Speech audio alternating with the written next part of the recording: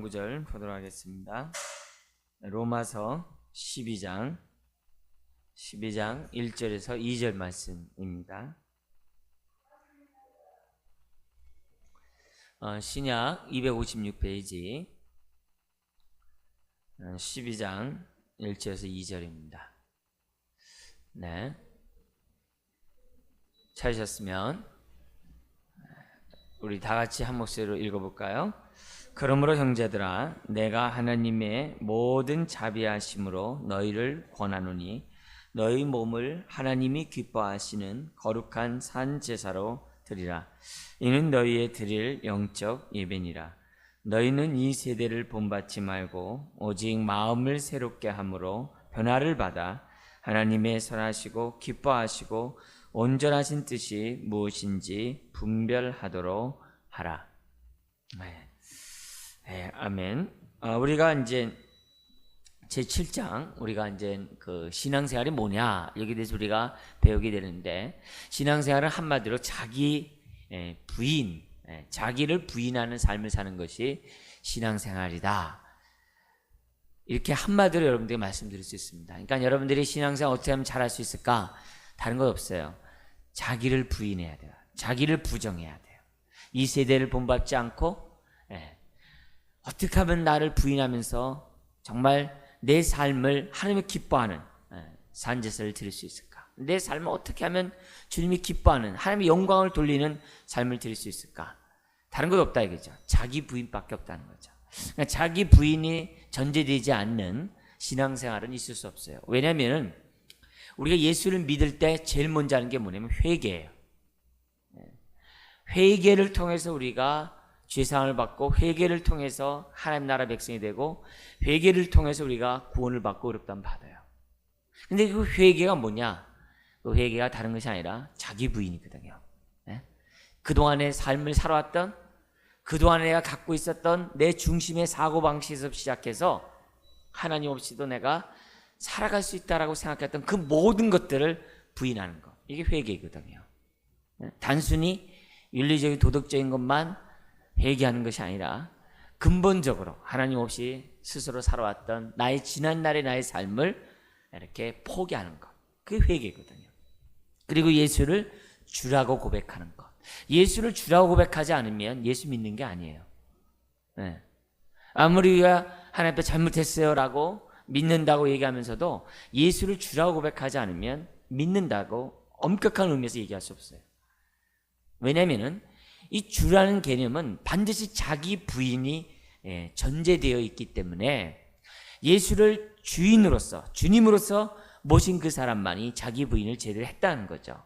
그래서 날마다 우리가 신앙생활 한다는 것은 자기 부인의 연속이고, 예수를 나의 주인으로 고백하는 것이, 그 고백하는 삶의 연속이 바로 신앙생활이다.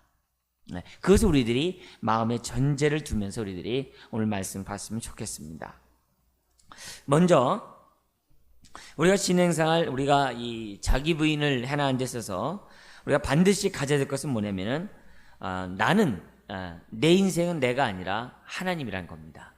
나는 우리의 것이 아니라, 우리 자신은, 그러니까 내 자신은 내 자신의 것이 아니라 하나님이 내 자신의 주님이라는 사실을 인정하는 것, 거기서부터 우리가 신앙생활을 출발해야 된다, 이렇게 되어 있습니다. 그래서 첫 원리, 둘째 원리까지 좀 있는데 두 가지 원리가 있는데, 첫 번째 원리는 뭐냐면은 하나님이 주님이신 것을, 주인이신 것을 아는 겁니다. 이것은 마치 예수님의 그 가르침과의 그 교훈서에서 우리들에게 알려준 것을 잠깐 인용하면은, 우리가 인정하든 인정하지 않든 우리가 예수 그리스도를 믿기 전에 우리의 아비는 마귀였다 그래요. 그건 아주 인정하고 싶지가 않아요. 마귀였다는 데 대해서. 근데 분명히 우리에게 말씀하시기를 너희 아비는 마귀였다 그래요. 마귀였다 그래요. 근데 예수 그리스도를 믿는 순간에 그 마귀로부터 너희는 구출받아 가지고서 하나님의 자녀로 입양되었다 그래요. 믿는 그 순간에 너희는 하나님의 자녀가 되었다라고 얘기하고 있다는 거죠. 그러나 하나님의 자녀가 되었지만 여전히 우리를 지배하고 있는, 우리를 다스리고 있는 우리의 주인이 있다는 거죠. 과거에는 마귀가 됐다고 한다면, 현재는 예수 그리스도 믿고 난 다음에 우리들은, 우리의 주인은 하나님이라는 거예요. 이것을 우리들이 인정하는 것이 중요해요. 마귀 밑에 있었을 때 우리의 삶은 멸망 그 자체였어요. 어둠 그 자체였어요. 불안 그 자체였어요. 그러나 하나님의 아들이 된 상태에서 우리들의 삶 자체는 그렇지 않아요. 과거의 옛날의 삶과 반대되는 우리 천국을 이루는 삶을 산다는 것이죠. 이런 의미에서 볼 때 우리가 신앙생활을 제대로 하기 위해서는 나의 주인이 바로 내가 아니라 주님이라는 사실을 다시 한번 인정해야만 합니다. 자, 근데 하나님이 나의 인생의 주님이라는 것을 인정하는 삶이 어떤 삶입니까? 이렇게 얘기한다면은 우리가 한마디로 얘기할 수 있는 것은 뭐냐면, 구약으로 얘기한다면 먼저 율법 안에 다 있어요. 십계명 안에 어떻게 이 주님을 섬기고 어떻게 사는 것이 하나님을 나의 주님으로 인정하는 삶입니까? 라고 얘기한다면은 십계명의 삶을 사는 그 자체가 하나님을 주인으로 섬기는 겁니다 라고 말씀드릴 수 있다는 거죠. 근데 오늘 우리가 읽었던 이 하나님의 말씀을 보면 그 율법의 가장 그 핵심적인 그 정신에 대해서 일제로 우리들에게 말씀하고 있죠. 뭐라고 했냐면은 너희 몸을 하나님이 기뻐하시는 거룩한 산제사로 드리라. 이는 너희의 드릴 영적 예배니라. 여기서 제사라는 단어를 쓰고 있어요. 제사는 구약적인 용어입니다. 근데 구약에서 드리는 그런 어떤 형식적인 그런 제사가 아니라 어떻게 보면 살아있는, 죽은 제사가 아니라 살아있는 제사를 우리에게 드릴 것을 요구하고 있어요. 지금 우리 사도 바울을 통해서 주님 우리에게 주시는 것은 뭐냐면, 제사라는 말을 통해서 우리에게 준 것은 뭐냐면 이미 구약의 율법 안에 어떤 것이 하나님을 주님으로서 모시면서 사는 것인가를 우리에게 이미 가르쳐줬다는 사실을 우리에게 가르쳐주고 있다는 거죠. 이것을 우리들이 전제해놓고 우리에게 주어진 그 권면의 말씀이 2절이에요. 그 2절이 뭐냐면 너는 이 세대를 본받지 말고 오직 마음을 새롭게 함으로 변화를 받아. 바로 이렇게 이 세대를 본받지 않고 우리 마음을 새롭게 함으로 변화를 받는 이것 자체가 자기를 부인하고 자기를 부정하는 삶이라고 말씀드릴 수가 있다는 것이죠. 그렇기 때문에 우리가 하나님을 나의 주님으로 모시는 사람들이 마음속에 가져야 될 것은 뭐냐면은 이제부터는 내 생각, 내 뜻, 내 마음대로 살고자 하는 것을 포기해야 돼요. 근데 날마다 내가 내 뜻대로 내 생각대로 살고 싶어하는 마음이 날마다 나에게 용서임칩니다. 그러나 그때마다 항상 우리가 생각해야 될 것은 뭐냐면 이 세대를 본받지 말고 오직 마음을 새롭게 함으로 변화를 받고자 하는 그런 마음을 가져야만 한다는 것이죠. 고린도전서 6장 19절에 보면 뭐라고 했냐면 너는 주님의 피로 산 몸이다. 이제는 네 몸은 네 것이 아니요 주님의 것이라고 얘기했어요. 그러면서 뭐라고 얘기했냐면 너희 몸이 주님의 것이기 때문에 너는 부정한 삶을 버리고 거룩한 삶을 살 것을 얘기하고 있어요. 거기서 얘기하는 것은 다른 것이 아닙니다. 우리의 삶이 주님의 것이라는 거예요. 그래서 이 거룩한 이 몸을 세속적인 용도로서 이 세대를 본받는 세속적인 용어로서 쓰지 말 것을 우리들에게 요청하고 있다는 것이죠. 하나님이 나의 인생의 주님이라고 하면 내가 어떻게 주님을 기쁘게 하는 삶을 살아갈 수 있을까? 이렇게 생각하면서 살 것을 우리들에게 요청하고 있다는 것이죠.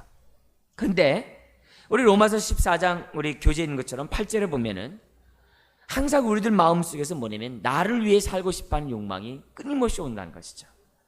그래서 자기를 부인함으로 우리는 날마다 자기를 쳐 복종하는 그런 모습들을 우리들이 가져야만 한다는 것입니다. 두 번째 원리는 우리가 하나님을 주인으로 섬길 뿐만 아니라 두 번째 원리는 뭐냐면 하나님께 온전히 드리는 것입니다. 이것이 자기를 부인하는 삶의 두 번째 원리예요. 자기를 부인한다는 것 다른 것 아니에요. 내 인생을 주님 앞에 온전히 드리는 것. 거기서 우리는 자기 부인을 알 수가 있습니다.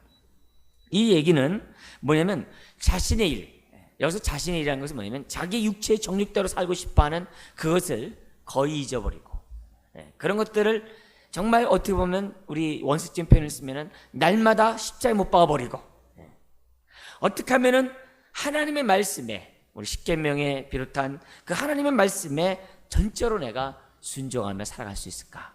그것이 바로 온전히 내 삶을 드리는 거예요. 온전히 내 삶을 드린다는 그 안에는 여러분 하나님의 말씀을 철저히 지키겠다고 하는 그 순종의 모습이 포함되어 있고요. 동시에 육체의 일을 죽이겠다고 하는 그 내용이 내포되어 있어요. 온전히 주님을 섬기겠다고 하면서 육체의 소욕대로 살고 온전히 주님 앞에 드리겠다고 하면서 하나님 말씀에 순종하지 않는 것은 넌센스라는 거죠. 그래서 우리가 자기를 부인하는 삶은 철저하게 자기의 삶을 하나님 앞에 온전히 드리는 데 있다는 거죠.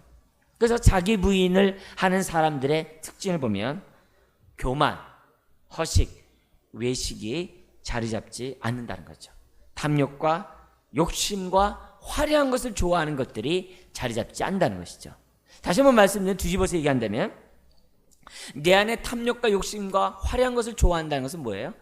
자기 부인하지 않는 거예요. 전적으로 하나님을 자기 삶을 온전히 드리지 않는 것이라고 얘기할 수 있다는 것을 우리는 기억해야만 합니다. 우리 안에 있는 온갖 악행들 자기 부인을 하지 않았기 때문이에요. 내 안에 있는 왠지 모르게 있는 그 정욕적인 것들 자기 부인을 철저히 하지 않기 때문에 생겨났다라고 얘기하고 있다는 거죠. 그래서 자기 부인하지 않는 사람들은 뭐냐면 내가 이렇게 탐욕 가운데 있고 죄악을 범하면서도 뭐냐면 전혀 거기에 대한 두려움이 없어요. 거기에 대한 불안감이 없어요. 불안감이 없어요.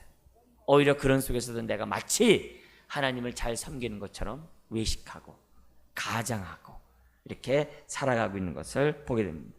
분명한 사실은 자기 부인 없이 선을 행할 수 없다. 만약에 선을 행할 수 있다고 생각하면 그것은 바리새인이라는 거죠. 회칠한 무덕같이 외식한 사람이라는 것을 얘기해요. 그러므로 우리가 신앙생활을 어떻게 하면 제대로 할 수 있을까? 그것을 생각할 때마다 자기 부인이다. 신앙생활 삶 자체가 자기 부인이다. 자기 부인을 제대로 하기 위해서는 두 가지를 반드시 해야 된다. 하나는 내 인생은 주님의 것이고 나는 온전히 내 삶을 주께 드려야 한다. 이 두 가지를 자기 부인과 함께 신앙생활 할 때마다 우리가 생각해야 될 두 가지 요인이라는 것을 기억하셔야만 합니다. 자, 그런 가운데 자기 부인을 하는 보다도 우리의 실제적인 그 방법을 디도서 2장에서 우리들에게 제시하고 있습니다. 여러분들 그 교재에 보면 디도서 2장에 보면 이렇게 되어 있습니다. 하나님의 은혜로 말미암아 당신네들은 양육을 받습니다. 그러면서 뭐라면 양육을 받는 사람은 반드시 두 가지를 해야 됩니다. 하나는 버릴 것은 버려야 됩니다. 삼가할 것은 삼가야 됩니다. 그리고 추구해야 될 것은 추구해야 됩니다. 이렇게 두 가지를 삼가야 될 것과 취해야 될 것을 얘기하고 있어요. 근데 여러분 그 교재에 삼가야 될 것이 뭐냐 하면서 두 가지를 기록하고 있어요. 첫 번째는 뭡니까? 경건치 않은 것. 경건치 않은 것. 그리고 두 번째는 뭡니까? 이 세상의 정욕. 경건치 않은 것과 이 세상의 정욕을 버리라는 겁니다. 자기 부인을 하는 사람들이 반드시 가져야 될 것이 뭐냐면은 실체적인 방법은 경건치 않은 것과 이 세상 정욕을 버린다는 거예요. 여기서 경건치 않은 것은 뭐냐면 하나님 앞에 온전히 내 삶을 드리는 데 있어서 반대되는 그 요소들, 하나님을 경외하는 것과 정반대되는 그 모든 것들은 경건치 않은 거예요. 미신적이고 우상적인 것도 다 포함되죠.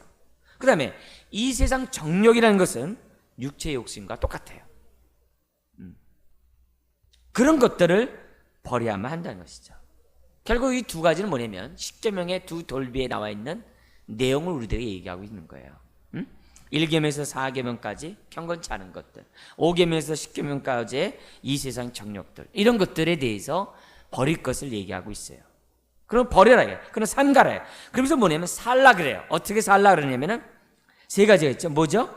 신중함과 의로움과 경건함이에요. 신중함은 자기에 대해서, 의로움은 사람들에 대해서, 경건함은 하나님에 대해서 우리가 살아야 될 것을 얘기하고 있습니다. 그래서 이 신중함은 자기에 대한 건데 특별히 절제를 의미합니다. 절제. 또 순결함 뿐만 아니라 검소함, 이런 모든 것들을 갖다가 뭐냐면 신중함이라고 얘기할 수 있어요. 우리가 자기를 부인하는 사람들의 그 특징을 보면은 자기를 셀프 컨트롤을 잘해요. 그러니까 자기 통제를 잘해요. 자기 통제 잘해요. 인내도 잘하고, 자기 마음속에서 이렇게 잘 뭐냐면 어떤 사치스러운 이런 것들을 갖다가 절제하는 일도 잘하고 뭔가 신중함이 있어요. 자기 부인하는 사람들의 특징을 보면. 그리고 사람들에 대해서도 어떻게 돼요? 공평과 의를 행하는 데 있어서도 잘해요. 자기 부인하는 사람의 특징을 보면은 항상 공의롭게 자기 역할들을 감당해요. 그 다음에 세 번째는 뭐냐면 하나님께 대하여 경건함이 늘 있어요. 어떻게 하면은 내가 하나님의 선하시고 기뻐하시고 온전한 뜻을 내가 분별하는 가운데 드릴 수 있을까 생각하기 때문에 자기 부인하는 사람은 경건함이 있다는 거죠. 그러니까 결국 우리가 이 구체적인 자기 부인의 삶을 구체적인 방법은 디도서에 얘기한 것처럼 버릴 것들은 버리고 취할 것은 취하는 이런 삶을 끊임없이 되풀이돼야 된다는 것을 우리들에게 얘기하고 있다는 거죠. 그래서 경건치 않은 것과 이 세상의 정욕, 그것은 뛸래 뛸 수 없는 것이에요. 붙어 있어요. 하나님께 대해 경건치 않은 사람이 정욕대로 살아요. 내가 정욕대로 산다는 것은 하나님에 대해서 깨어있지 않다는 거예요. 또 신중함과 의로움과 경건함 역시 뛸래 뛸 수 없어요. 자기를 컨트롤하지 못하는 사람이 남에게 의를 행하거나 하나님에 대해서 경건하게 산다고 말할 수 없어요. 남에게 의롭게 사는 사람은 반드시 자기 절제가 있는 사람이에요.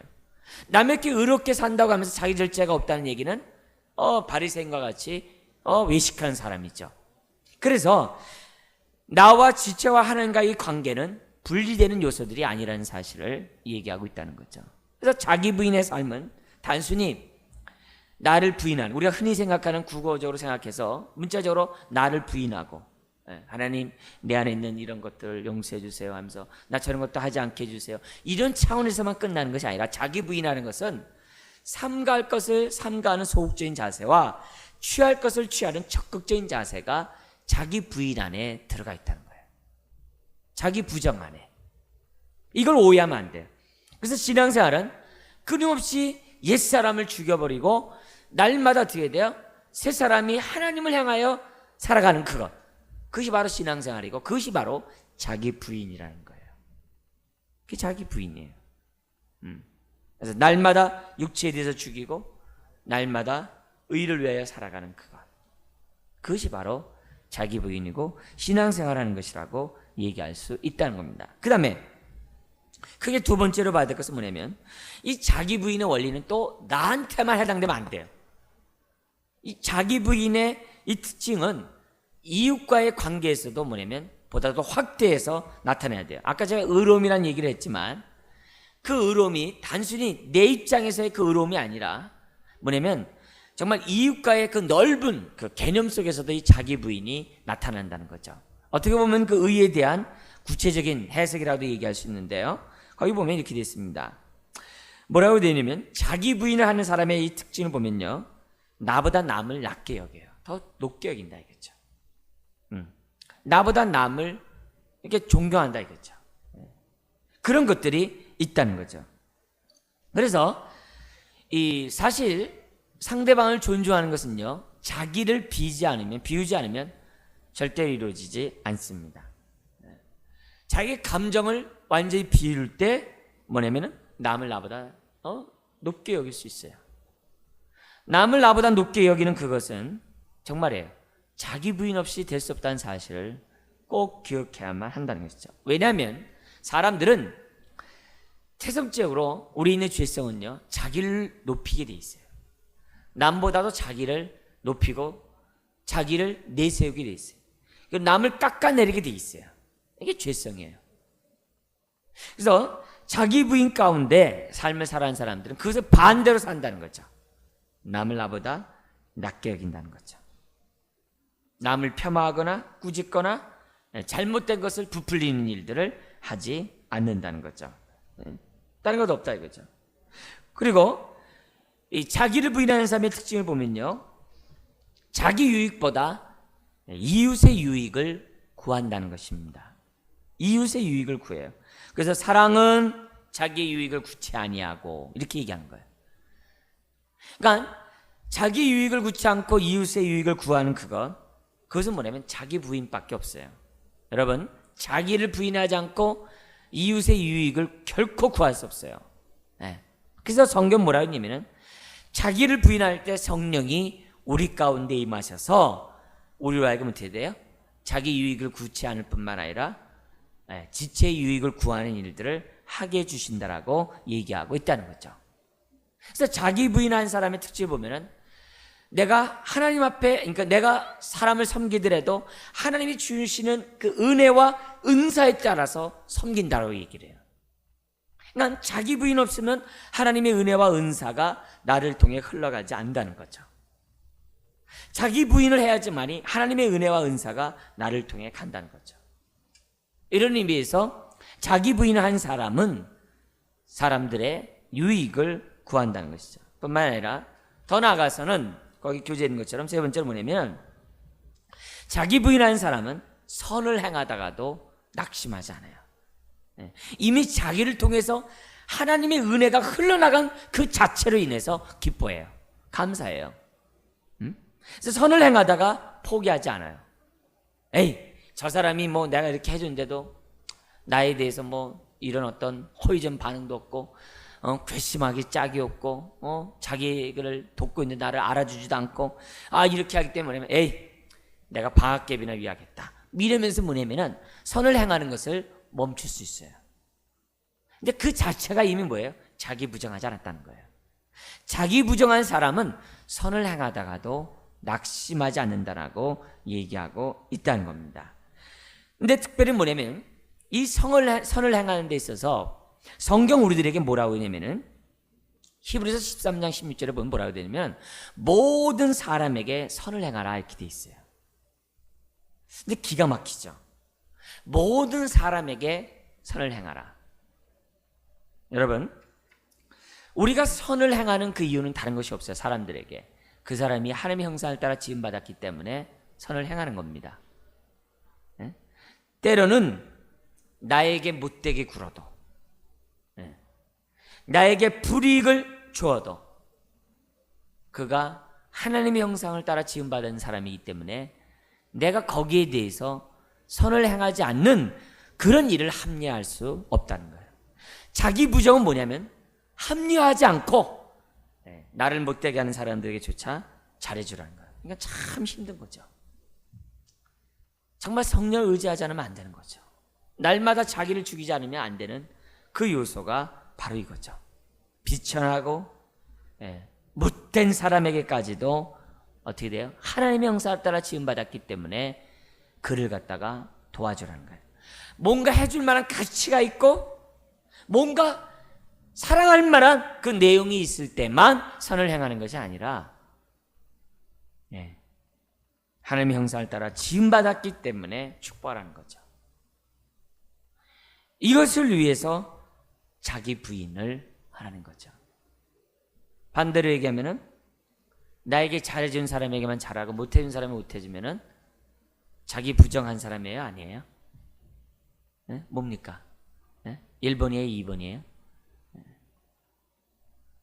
자기에게 잘해준 사람에게만 잘하고 못해준 사람에게 나도 못되게 하는 눈에는 눈, 이에는 이라고 사는 것은 자기 부정한 모습이 아니라는 거죠.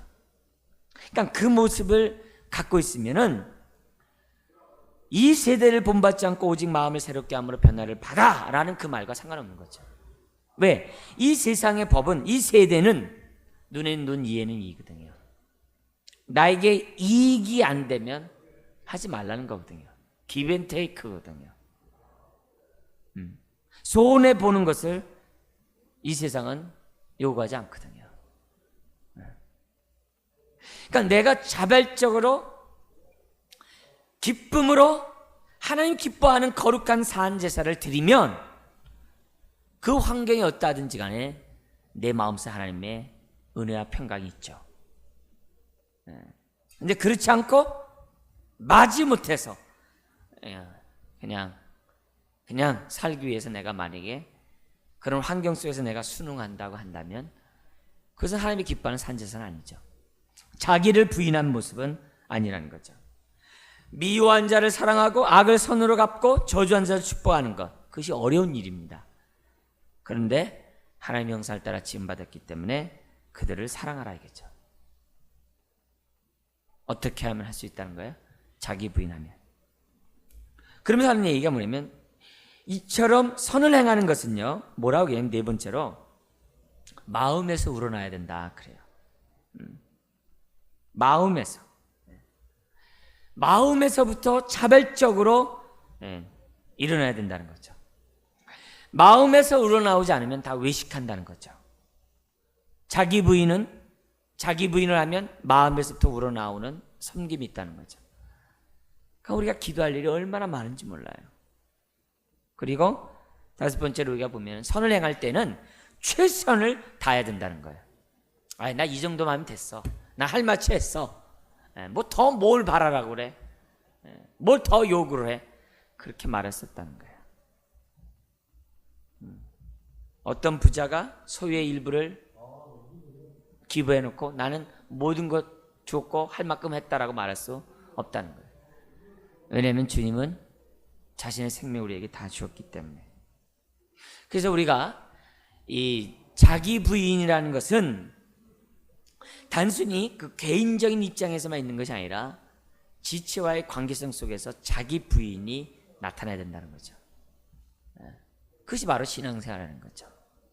자기의 유익을 구치 아니하고 나에게 해를 주는 사람까지도 하나님의 형상을 따라 지음받았기에 선을 행해 주는 것. 그것이 자기 부인의 지체와의 관계에 나타난 전형적인 모습이라는 거죠. 끝으로 우리가 하나 더 볼 것은 하나님과의 관계에서도 또 우리가 이 자기 부인을 또한 적용할 수가 있다는 거죠. 자기 부인하는 사람의 특징을 보면요, 하나님의 평강이 임해요. 그 배에서 생수의 강이 흘러난다 그랬어요. 신앙생활하면서도 불안하고, 신앙생활하면서도 답답하고, 신앙생활하면서도 우울하고, 신앙생활하면서도 불안한 것은 하나님과의 그러한 접붙임이 온전하지 않기 때문이라는 거죠. 자기 부정한 사람만이 가지가 나무에 온전히 붙어 있는 것처럼 붙어 있을 수 있다는 거죠. 이런 사람만이 하나님의 평강이 나를 지배하게 되고 그 어떤 상황 속에서도 나를 인내하게 만든다는 거죠. 그래서 우리가 신앙생활하면서 우리가 마음에 가질 것은 뭐냐면, 이것을 믿으면 자기 부인을 한 사람의 특징을 보면요, 모든 것을 하나님께 맡겨요. 왜냐면 아까 나의 주인은 하나님이라 했거든요. 그래서 모든 것을 맡기기 때문에 심지어 뭐냐면 내가 겪고 있는 질병에서도 맡겨요. 내가 큰 질병에 걸려 있어요. 자기 부인을 하는 사람은 그런 가운데서도 이런 삶을 주님 앞에 맡겨요. 하나님이 나의 문제를 가장 은혜스럽게 해결할 것을 믿는 가운데 맡겨요. 질병이 나를 막 고통 가운데 몰아넣는다 할지라도 그것 때문에 하나님을 원망하거나 하나님 앞에 불평하지 않아요. 낭망하지 않아요. 왜? 자기 부인 속에서 자기 삶을 주님 앞에 온전히 드렸기 때문에. 그러다 보니까 내 마음에 평안이 오게 되고,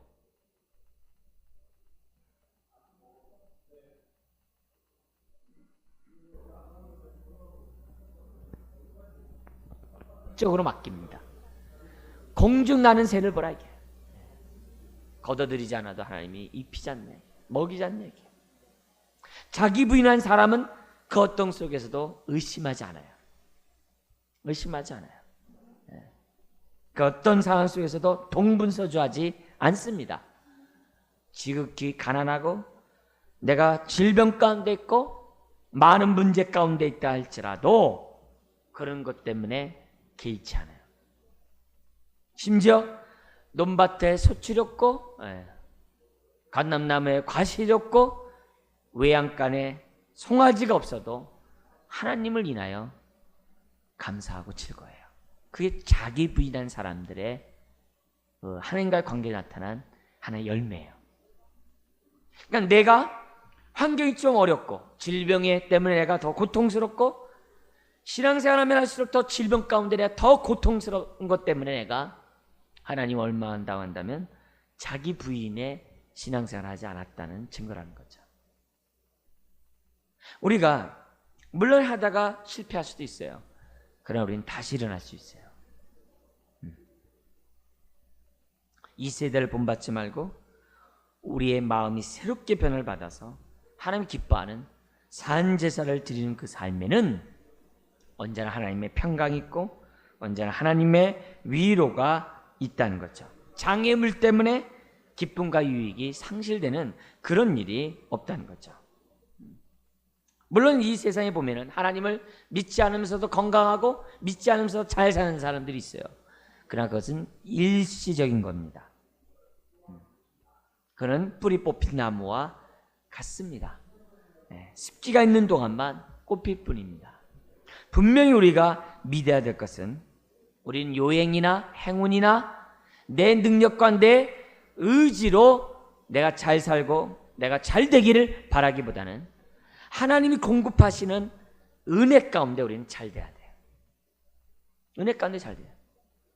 그래서 이것을 우리가 믿으면 그 어떤 상황 속에서도 조급해하지 않습니다. 예를 들어서 내가 돈이 없어요. 가난해요. 그래도 자기 부정한 사람은 하나님이 먹이시고 입히시는 것을 하나님이 반드시 체험하게 돼 있어요. 하나님이 반드시 자기 부정하는 사람을 먹이십니다. 입히십니다. 그건 부인할 수 없는 사실입니다. 그걸 우리들이 배워야 되고 그걸 우리들이 신앙생활하면서 가져야 되죠. 시편 131편에 보면 다윗이 이런 말을 해요. 주님, 내 마음이 교만치 아니하고 내 눈이 오만하지 않습니다. 내가 그렇게 하는 이유는 뭐냐면은 내가 큰 일과 감당하지 못할 놀라운 일을 하려고 내가 힘쓰지 않기 때문입니다. 그래요. 이 굉장히 이 다윗의 이 말은 놀라운 말인데요. 사람들은 큰 일과 깜짝 놀랄 일들을 행하고자 힘쓰는 것이 아주 인지상정이에요. 사람들의 모습이에요. 근데 그것에 대해서 다윗은 뭐라면 내가 볼 때 그건 교만한 거 오만한 상황에서 나온 것을 얘기하면서 뭐라고 얘기하면 실로 내가 내 영혼으로 고요하고 평온하게 하기를 젖된 아이가 어머니 품에 있음 같게 하였나니 내 영혼이 젖된 아이와 같도다. 그래요. 이 말의 의미는 뭐냐면은 내 노력, 내 의지, 내가 갖고 있는 모든 것을 가지고서 하나님의 큰 일을 이루려고 하는 그 동기가 무엇인지 한번 보라는 거예요. 근데 다윗은 여기서 우리에게 얘기한 것은 뭐냐면은 하나님 앞에서 큰 일, 놀라운 일을 행하는 것보다 중요한 것은 하나님과의 자기 부정 가운데 온전한 그 하나가 되는 것. 그것이 무엇보다 중요하다는 것을 우리들에게 가르쳐주고 있다는 거죠. 자, 여러분, 이런 평안과 이런 위로와 이런 인내는 개인적인 그런 상황 속에서만 나타나는 것이 아니라 이 세상 살아가는 데 있어서 당하는 그 모든 그런 상황에서 그대로 다 확대되고 적용된다는 사실을 기억해야만 합니다. 그래서 고통 속에서도 주의 음성을 듣습니다. 자기 부인하는 사람은 내가 처하는 이 환경 속에서 하나님의 위로가 있기 때문에 감사해요. 감사해요. 우리 지난번에 여러분 말씀드린 것처럼 우리 그 YM 그 목사님이 중국에 있는 그 감옥에서 복음 때문에 고난당하는 사람을 위해서 꺼내기 위해서 막 노력을 하니까 그 사람이 뭐라고 했어요? 중국에 있는 그 감옥에 있는 사람이 우리를 꺼내려고 하지 마십시오. 우리는 이곳에서 하나님의 은혜를 체험하고 있고 많은 영혼들이 감옥에서 거듭나고 있습니다. 나를 빼내려고 하지 마십시오. 그렇게 편집을 했다고. 그러니까 우리가 그 편지에서 느낄 수 있는 것은 뭐냐면 우리는 환경에 의해서 너무나도 좌지우지 된다는 거죠. 자기를 부인하는 사람은 어떤 환경 속에서도 하나님의 선하시고 기뻐하시고 온전한 뜻을 분별한 가운데 살아간다는 것을 우리들에게 얘기하고 있어요.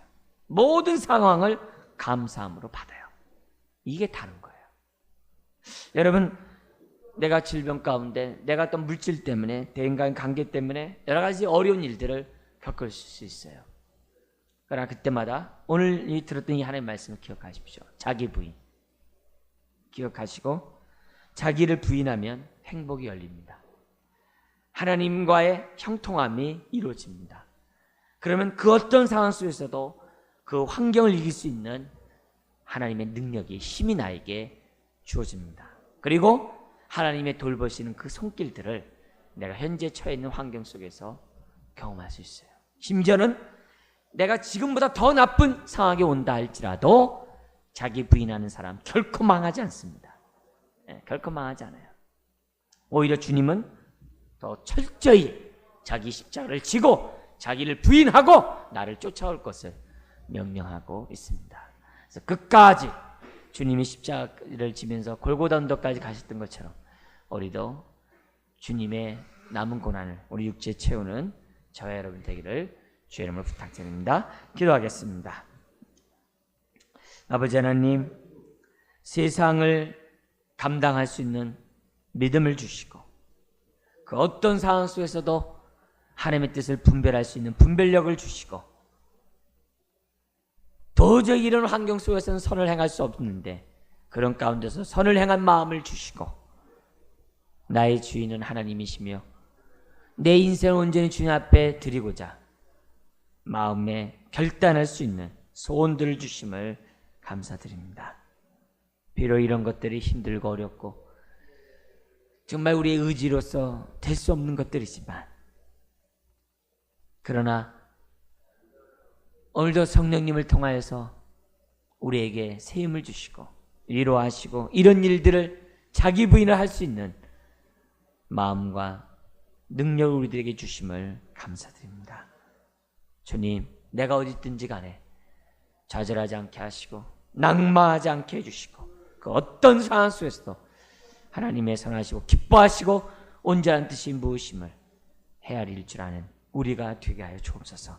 그래서 주님으로부터 오는 하나님의 평강을 맛보게 하시고 주님으로부터 오는 하나님의 능력을 체험하게 하시고 주님으로부터 오는 하나님의 위로를 경험하게 해주시고 그래서 나를 이기고 죄를 이기고 질병을 이기고 세상 환경을 이겨나가는 우리 모든 사람 될 수 있도록 하나님 우리를 붙잡아 주시옵소서.